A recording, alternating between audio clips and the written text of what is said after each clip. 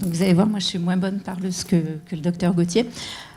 Moi, je suis médecin réanimateur. Donc, pour ceux qui ne savent pas, parce que souvent c'est un métier qui n'est pas très bien connu, médecin réanimateur, nous sommes des médecins qui nous levons quotidiennement, comme tout le monde, avec toujours la notion de la mort dans notre esprit. Puisque notre objectif, à nous, comme d'autres médecins, mais particulièrement en réanimation, notre objectif, c'est de lutter contre la mort, quoi qu'il arrive, tout le temps, 24 heures sur 24, puisqu'on travaille soit en journée, soit sous forme de garde. Et donc, par conséquent, c'est vraiment notre quotidien. Quand on va admettre un patient en réanimation, si on l'admet en réanimation, c'est justement pour lutter contre la mort, pour éviter qu'il ne décède. On va mettre en œuvre à ce moment-là tout un tas de moyens techniques, médicamenteux, avec une finalité qui est pour nous de guérir. Mais malheureusement, c'est pas toujours le cas. C'est pas toujours, on n'arrive pas toujours à obtenir ce que l'on souhaiterait et ce que l'on a mis en œuvre. À ce moment-là, on va être alors quotidiennement en train de s'interroger, c'est-à-dire de se demander est-ce que là, on a mis tout en œuvre pour aboutir à l'amélioration ou à la guérison, on va dire, du patient ou à sa stabilisation. Est-ce que l'on a mis en œuvre tous les moyens techniques si on voit un échappement thérapeutique, ou alors on va s'interroger de savoir si, avec tout ce que l'on a mis en œuvre, c'est vraiment toujours raisonnable de poursuivre ou de ne pas poursuivre les soins. Donc ça, c'est vraiment probablement notre quotidien et notre pensée quotidienne à tous médecins réanimateurs. Je pense qu'on fonctionne tous de la même manière parce que c'est comme ça. Et lorsque l'on prend en charge des patients, on a différents types de patients. On a des patients, moi je peux plus vous donner des exemples de pratiques cliniques. On va prendre en charge des patients qui sont dans l'urgence tout le temps et qui, par conséquent, sont très rarement conscients. Donc on ne sait pas, on ne les connaît pas. Ils arrivent à un moment aigu, on ne connaît ni leurs antécédents, on ne connaît ni leurs désirs, ni leur volonté. On a très souvent pas de famille. Si le patient il est issu du centre hospitalier ou de la région, c'est plus facile d'avoir des renseignements. Et à ce moment-là, faire un état des lieux à la phase aiguë, c'est très difficile. On ne sait pas s'il faut, effectivement, on ne sait pas s'il souffre d'une pathologie chronique qui est sans issue thérapeutique, on ne le sait pas. Donc on va mettre en place des soins très lourds et puis peut-être parfois, a posteriori, rapidement, on se rendra compte que c'était à tort, parce qu'on récupère des données médicales, parce qu'on analyse la situation a posteriori, puisqu'on ne peut pas le faire toujours dans l'urgence. Et à ce moment-là, va devoir débuter une analyse, savoir qu'est-ce que l'on fait maintenant que l'on est dans cette situation de réanimation, alors que finalement, la mort semble inéluctable. Mais le patient, il est sous assistance respiratoire, il est déjà dépendant de beaucoup de machines, et à ce moment-là, c'est comment fait-on ? Est-ce qu'il faut effectivement, quand est-ce qu'il faut arrêter la ventilation mécanique ? Comment le décide-t-on ? Comment va-t-on avoir cette approche avec la famille ? Donc ça, c'est ce type de patient que l'on reçoit. On a quelques patients aussi que l'on reçoit de type pathologie cancéreuse très évoluée. On va dire que très souvent, l'état clinique du patient nous aide très facilement à prendre des décisions. Donc ça, c'est sûrement des patients qui sont un petit peu plus faciles à gérer. Puis on a tous les patients qui vont arriver, qui sont jeunes, qui vont avoir un événement aigu et qui vont finalement évoluer défavorablement, que ce soit les accidents de la route, les arrêts cardiaques, et qui vont évoluer défavorablement et conduire, on le sait, inéluctablement à la mort. Donc après, je ne sais pas si vous souhaitez interroger, de savoir un peu comment on procède, si vous avez des questions là-dessus. Peut-être c'est plus facile d'interagir. La réanimation, c'est réanimer quelqu'un pour qu'il vive en réanimant toujours, on va dire, un être humain, et donc on ne réanime pas, on réanime des organes de façon dissociée, mais l'objectif c'est que le patient vive avec toutes ses fonctions. Et donc nous, ce qui va nous interroger très souvent, c'est dans la réanimation, est-ce que l'on réanime pour que le patient ait une fonction cérébrale adéquate et qu'il ait derrière une qualité de vie. Donc ça, c'est notre interrogation qui va prédominer dans des pathologies dont on sait où il y a un risque de souffrance de cerveau. Ça va être tout ce qui va être traumatisme crânien, tout ce qui va être arrêt cardiaque. Un arrêt cardiaque, désormais, et ça se voit de plus en plus dans l'actualité, je pense, on incite les gens, et c'est à bon escient d'ailleurs, à pratiquer des manœuvres manœuvres de réanimation précoce pour permettre la survie des gens, pour qu'ils arrivent à l'hôpital encore soit massés, soit avec une reprise de l'activité cardiaque, et qu'ensuite ils soient admis dans un service de réanimation, qu'on effectue des soins derrière qui sont très lourds, qui sont des soins de ventilation mécanique, qui sont des soins parfois de dialyse, qui sont des soins de suppléance rénale, suppléance hépatique, suppléance pulmonaire, de suppléance de tous les organes qui peuvent dysfonctionner. Mais pour suppléer à tout ça, notre finalité, c'est que le cerveau, lui, soit protégé et que si on arrive à sevrer le patient de toutes ces suppléances, on ait un patient qui soit avec une fonction cérébrale adéquate et une qualité de vie potentielle ultérieure qui soit adéquate. Donc après, quelle est la qualité de vie que l'on considère comme acceptable ou non acceptable? Ça, c'est toujours des choses qui sont un petit peu difficiles à décrire et qui ne sont pas, je pense, bien définies. Nous, quand on est dans la structure de réanimation, on va avoir toujours en arrière-pensée de savoir qu'est-ce que le patient, comment l'évolution dans les jours qui suivront, dans quel état sera en fait son cerveau. Est-ce qu'il sera capable de comprendre? Est-ce qu'il sera capable d'analyser? Et ça, c'est nos deux éléments. L'objectif, c'est pas ni qu'il ouvre les yeux, qui pourrait être un contact, on va dire, suffisant, l'ouverture des yeux, ou qu'il ait un mouvement des mains, etc. Tout ça, nous, ça entre guillemets, ça nous paraît bien futile et bien secondaire. On l'observe, on le regarde, mais on ne s'y intéresse que peu. Notre arrière-pensée, c'est toujours de savoir est-ce qu'il comprend, est-ce qu'il est capable d'analyser, et qu'est-ce qu'il reste de cette fonction cérébrale sous-jacente. Et on ne met en œuvre des moyens de réanimation toujours qu'avec cette arrière-pensée. On ne se dit pas il faut vivre coûte que coûte, il faut pour nous vivre avec une qualité de vie derrière. Et c'est, je pense, la base de tout médecin réanimateur, et c'est ce que l'on essaye de faire comprendre lorsque l'on reçoit des familles à la phase aiguë, c'est-à-dire que certes on le maintient en vie, certes on maintient ces gens en vie artificiellement, mais notre finalité c'est que ultérieurement on puisse ôter toutes ces dépendances ou les minimiser pour que le patient ait une autonomie cérébrale et une certaine qualité de vie.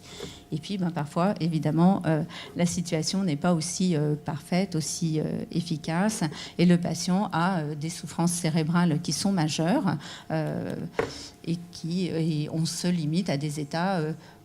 on va dire, nous on appelle ça post-relationnel ou communément appelé végétatif, sachant que végétatif, ça regroupe beaucoup de situations, mais post-relationnel, c'est des gens qui ne sont pas capables d'analyser une information, qui ne sont pas capables de comprendre que le oui est un mot et qu'on ne lui demande même pas de dire que oui est positif et non est négatif, mais simplement que c'est du langage et qu'il y a une interaction, tout ça, dans un état post-relationnel, ça n'existe pas. C'est juste un balayage, par exemple, de la pièce, des yeux qui se promènent à droite, à gauche, et de temps en temps des mouvements des bras, mais qui sont, ou des jambes, qui sont tout à fait inopportuns et inadéquats. Donc dans ces situations-là, la finalité de la réanimation n'est pas obtenue. On n'est pas nous. D'abord, nous, on est en difficulté parce qu'on n'a pas, on s'est battu pendant parfois de longues heures, de longues semaines, de longs jours, cela varie. Et ensuite, il va falloir gérer cette situation où, pour nous, c'est une situation où la mort sera inéluctable parce que l'on connaît, on a entre guillemets l'évolution, sachant que chaque cas est spécifique, bien entendu. Mais on sait que quoi qu'il arrive, ce patient décédera. Il va falloir que l'on donne cette information et surtout que l'on puisse interrompre nos thérapeutiques de réanimation. Et effectivement, nous, on est dans ces situations où on va interrompre une ventilation artificielle. Alors, bien entendu, si on interrompt une ventilation artificielle, c'est que le patient en est certes dépendant, mais est capable de respirer un petit peu. On ne va pas couper une ventilation artificielle si le patient ne respire pas du tout. Ça, c'est une évidence absolue. On ne va pas lui ôter pour qu'il s'asphyxie là immédiatement dans la minute qui suit. On va lui ôter parce que l'on pense qu'il est déraisonnable de poursuivre des moyens techniques lourds, coûteux, certes sur le plan financier, mais coûteux aussi en relations humaines, en interaction avec le personnel paramédical, en souffrance aussi vis-à-vis des familles qui viennent et qui voient ces gens branchés en continu à ces machines, qui sont aussi agressives sur le plan physique, puisqu'elles sont blessantes, elles sont dégradantes sur le plan de l'image corporelle. Très souvent, les gens en réanimation ne ressemblent plus trop à l'image au préalable qu'ils avaient. Quand les familles amènent très souvent des photos, et c'est difficile de reconnaître le proche, tellement la transformation corporelle est importante. Donc tout ça, on va interrompre à ce moment-là la ventilation. On ne fera jamais cela brutalement, mais on le fait quand même malheureusement très régulièrement. Et on va le faire progressivement en expliquant les choses et en assurant, bien sûr, le patient va respirer un petit peu, mais on ne sait pas combien de temps. Est-ce qu'il va pouvoir respirer 8 heures, 12 heures, 24 heures, 4 jours? On ne le sait pas souvent. Et on le dit aux familles sincèrement. On sait juste qu'il n'est pas capable de vivre parce que tous ces moyens de commande centrale sont altérés par contre.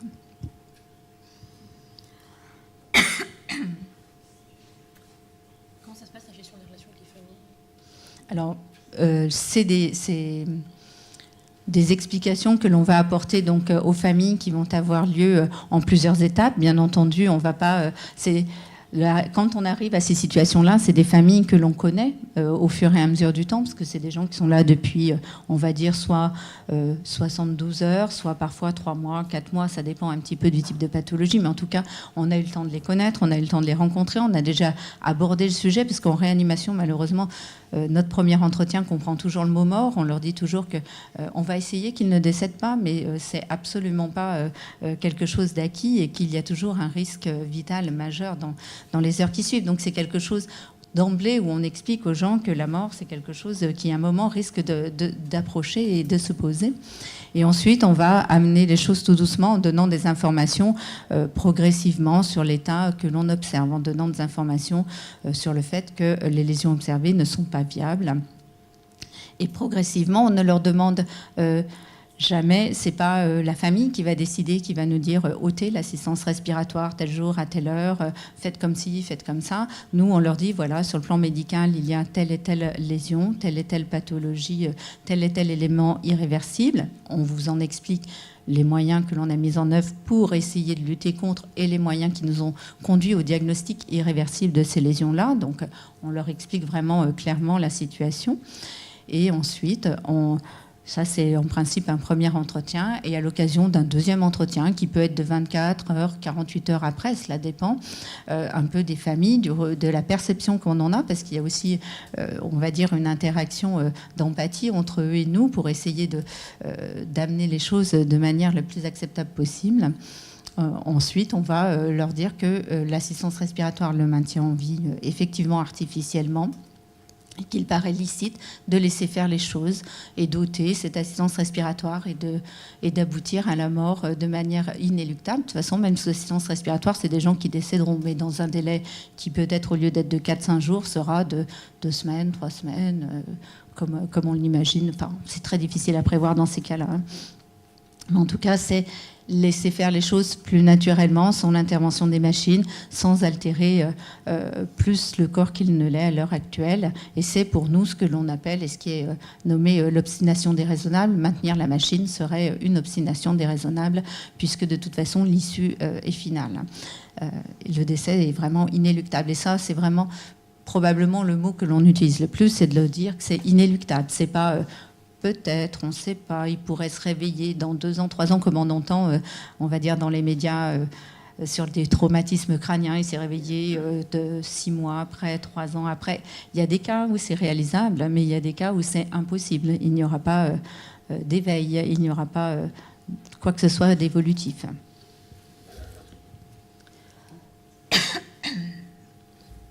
Donc ça, c'est notre... On va dire que après ces entretiens-là, il est globalement les familles, il y aura différentes situations. Il y aura les familles qui ont probablement déjà perçu la situation comme telle parce qu'ils le voient, ils voient bien que leur proche est très altéré physiquement, ils observent bien l'évolution au fur et à mesure des jours. Il y a très souvent des familles qui notent les petits chiffres qu'il y a sur nos machines, ils voient bien que les petits chiffres, ils ne changent pas, que la machine, elle intervient toujours de manière très importante. Et tout ça, les gens s'interrogent au fur et à mesure. Et puis, il y a des familles qui, peut-être, ont pris plus de détachement et sont toujours dans l'espoir. Et à ce moment-là, eh bien, l'interruption de la ventilation mécanique s'effectuera plus doucement, mais toujours dans des délais raisonnables. C'est-à-dire que l'objectif, c'est que les familles n'aient pas le sentiment que ce soit eux qui, un jour, ont dit enlever la machine à tel moment, à telle heure, mais que ce soit bien une décision du corps médical, tout en leur laissant le temps de se préparer à cette situation d'accompagnement où le patient décédera sans l'intervention de nos matériels. Et dans l'hypothèse, juste pour faire le lien avec ce qu'a dit Victor Gauthier, dans l'hypothèse où vous avez des directives anticipées, dans ces cas-là, vous en tenez compte? Comment ça se passe? Alors, effectivement, les directives anticipées, c'est probablement des choses que l'on va être de plus en plus amené à voir. À la phase aiguë, très aiguë, la directive anticipée, comme qui dirait, nous n'avons pas le temps de fouiller les poches.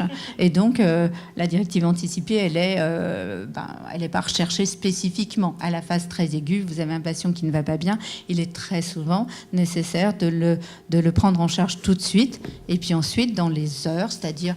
Quand on dit les heures, c'est 1 à 2 heures après, le temps que la situation soit stabilisée, soit alors simplement que l'on soit plus nombreux pour gérer cette situation aiguë. Et bien à ce moment-là, on va rechercher effectivement la directive anticipée.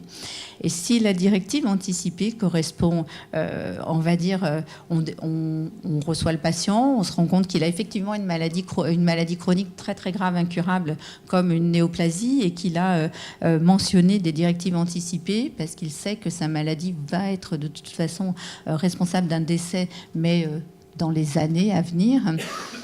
Eh bien, à ce moment-là, on va s'interroger sur la nécessité de traiter cet événement aigu qui est une complication de sa maladie chronique, si tel est le cas, où il a mentionné clairement qu'il ne souhaitait pas, et on la prendra en considération à ce moment-là. Si par contre c'est une directive anticipée qui est un petit peu floue ou que l'événement aigu n'a rien à voir avec la pathologie mentionnée dans la directive anticipée, eh bien on va continuer sûrement la réanimation en tenant compte de cette directive anticipée, c'est-à-dire en l'ayant en arrière-pensée, en discutant de façon collégiale dans un second temps et en expliquant vraiment à la famille, effectivement il avait dit je ne veux pas de réanimation, mais là c'est par exemple un surdosage en médicaments et c'est assez, entre guillemets, facile à corriger et on pense qu'il lui faudra peut-être 3-4 jours de réanimation et que derrière, eh bien, il pourra certes repartir dans sa maladie incurable, mais qu'il pourra encore vivre 3 semaines, 4 semaines, 6 mois, 2 ans, on ne sait pas. À ce moment-là, eh bien, on poursuit effectivement des soins tout en étant raisonnable dans ces soins-là, c'est-à-dire qu'une complication majeure comme un arrêt cardiaque dans une maladie incurable, on ne va pas le réanimer, effectivement. On en tiendra compte dans cette mesure-là, mais pas... il faudra vraiment réfléchir au cas par cas, effectivement. Donc, ce qu'il faut bien comprendre, c'est que les directives anticipées, c'est un élément de la prise de décision. Ça ne lie pas le corps médical. Enfin, si, elles s'imposent. C'est parce que... Les directives anticipées s'imposent, sauf dans 2 circonstances. L'urgence, le temps de réfléchir, etc. Et puis lorsqu'elles paraissent totalement inappropriées. Alors les termes exacts, c'est ce que je regardais là juste avant, parce que bon, quand on a discuté, je me suis dit, ou lorsque les directives anticipées apparaissent manifestement inappropriées ou non conformes à les situations médicales. Hein, donc il y a 2 circonstances pour lesquelles elles ne s'imposent pas, sinon les directives anticipées, elles s'imposent au médecin pour toute décision d'investigation, d'intervention ou de traitement. Donc le cas d'urgence, ou lorsqu'elles apparaissent manifestement inappropriées ou non conformes à la situation. Mais sinon, c'est la nouveauté de 2016 d'ailleurs. Avant, elles ne s'imposaient pas. Elles deviennent maintenant une obligation que de les respecter, oui. Sauf quand elles sont inappropriées. Sauf et exclusivement d'ailleurs, exclusivement dans ces situations-là.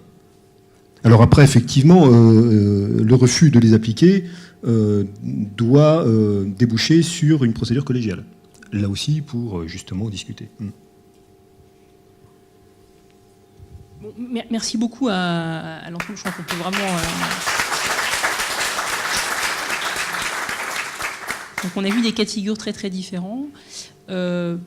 On a aussi parlé un peu du traitement de la douleur et des soins palliatifs, qui est quand même aussi des éléments d'avancée et de changement du regard sur la fin de vie qui ont quand même été apportés depuis quelques années. Et de ce point de vue-là, la première loi Leonetti a été un élément très important dans la diffusion de ces pratiques nouvelles, en tout cas dans leur diffusion. On a vu que c'était complexe, on a vu que il y avait beaucoup d'hypothèses, et qu'il y avait énormément de prises de décision, de choix à des moments différents